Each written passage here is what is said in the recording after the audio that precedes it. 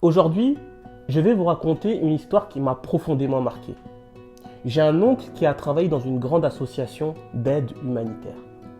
Un jour, il a posté un message sur Facebook qui m'a marqué par la situation qu'elle décrivait. Lors d'une intervention humanitaire, suite à une terrible catastrophe naturelle dans les Caraïbes, une jeune maman s'approcha de moi. Les yeux pleins de larmes, elle me murmura à l'oreille « Thank you for the cash. I could even buy a pair of earrings for my little daughter at her birthday. That was the most beautiful day of the year for both of us. » Mes yeux se remplirent également de larmes et je reconnus que je n'aurais jamais pensé inclure une paire de boucles d'oreilles dans notre paquet humanitaire. Les besoins essentiels d'un moment vont bien au-delà de la nourriture. Les mots de cette jeune maman au bel accent des Caraïbes résonnent encore dans ma tête et la même émotion m'envahit à chaque fois que j'y pense. Donnons le choix aux personnes dans le besoin et préservons leur dignité. Ces paroles disent énormément de choses sur la façon dont nous approchons les sujets. Vous voulez découvrir ce que cache ce propos ? Restez avec moi, c'est dans la suite.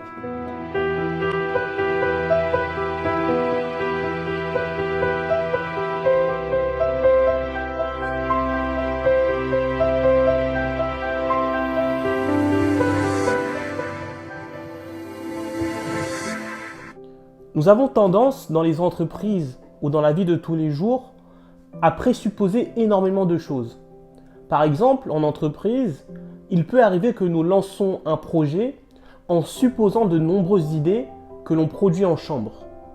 Une fois réalisé et confronté à la réalité, on se rend compte que le projet ne correspond pas totalement aux besoins. Et on réalise par la suite de nombreuses modifications qui coûtent très cher à l'entreprise. Qui aurait imaginé que le cœur de cette femme désirait des boucles d'oreilles pour décorer son enfant, avant même les besoins primaires? C'était pour elle un besoin essentiel. Rendre la dignité, c'est aussi offrir le beau. Il faut aller questionner, écouter d'une écoute profonde, redonner à l'humain sa place dans nos projets. C'est l'objectif de la méthode du design thinking. Le design thinking est une méthode qui a été développée dans les années 80 à Stanford. L'entreprise de la Silicon Valley IDEO est pionnière dans l'utilisation de cette méthode. D'ailleurs, je vous invite à regarder la vidéo très instructive The Deep Dive sur YouTube.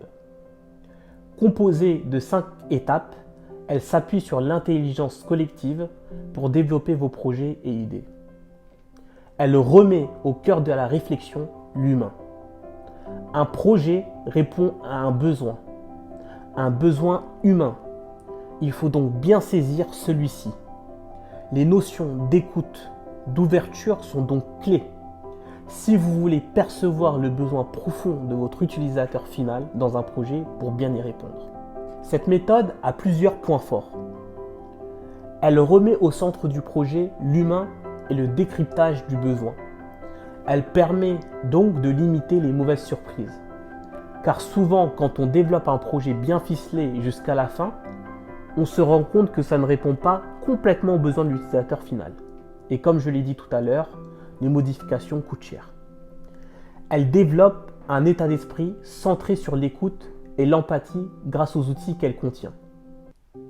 Elle contourne les présupposés pour se baser sur la réalité directement liée aux besoins de la cible ou de l'utilisateur. Elle s'appuie sur le groupe et l'intelligence collective. Elle appelle donc à une convergence de toutes les visions profitables au projet. Chaque étape de la méthode nécessite l'apport d'une vision spécifique.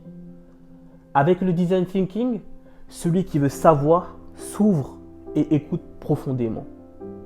Avec cette méthode, rien n'est jamais fini, car elle est itérative.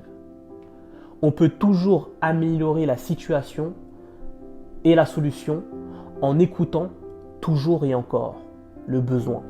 On s'approche petit à petit d'une solution complète. N'oubliez pas, cette femme désirait avant tout embellir son enfant.